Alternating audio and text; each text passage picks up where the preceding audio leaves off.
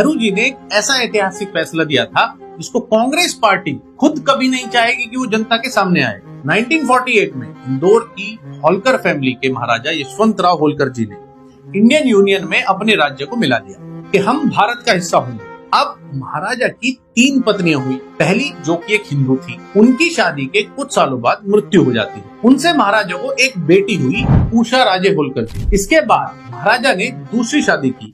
वो एक विदेशी महिला थी, लेकिन वो शादी नहीं चली और उनका तलाक हो गया। दूसरी बीवी से कोई बच्चा नहीं हुआ। अब महाराजा ने तीसरी शादी की, वो भी एक विदेशी महिला थी, उनका नाम था यूफीमिया वॉट। उनसे एक बेटा पैदा हुआ, रिचर्ड होलकर उसका नाम रखा गया और महाराजा यशवंतराव होलकर ने अपना उत्तराधिकारी रिचर्ड होलकर को चुना। तो 1950 में भारत सरकार ने इस फैसले को एक तरफा नकार दिया और प्रधानमंत्री जवाहरलाल नेहरू ने बाकायदा रिटन में अपने सिग्नेचर के साथ एक स्टेटमेंट रिलीज की कि विदेशी महिला से जन्मा हुआ बच्चा भारत में कभी भी किसी भी तरह से सत्ता का उत्तराधिकारी नहीं बन सकता। इसके पीछे लॉजिक था कि जो विदेशी जीन्स उस बच्चे में है, उसकी माँ की तरफ से वो शायद कभी भी भारत के लिए पूर्णतः वफादार नहीं रह पाएंगे, इसलिए उसे महाराजा के बाद राजा नहीं बनाया जाए। ये पूरा रिटन में पर्सनली नेहरू जी ने इंटरवीन कर इस मैटर को रिजॉल्व कराया था और महाराजा यशवंतराव होलकर जी की असली उत्तराधिकारी उनकी बेटी उषा राजे होलकर जी को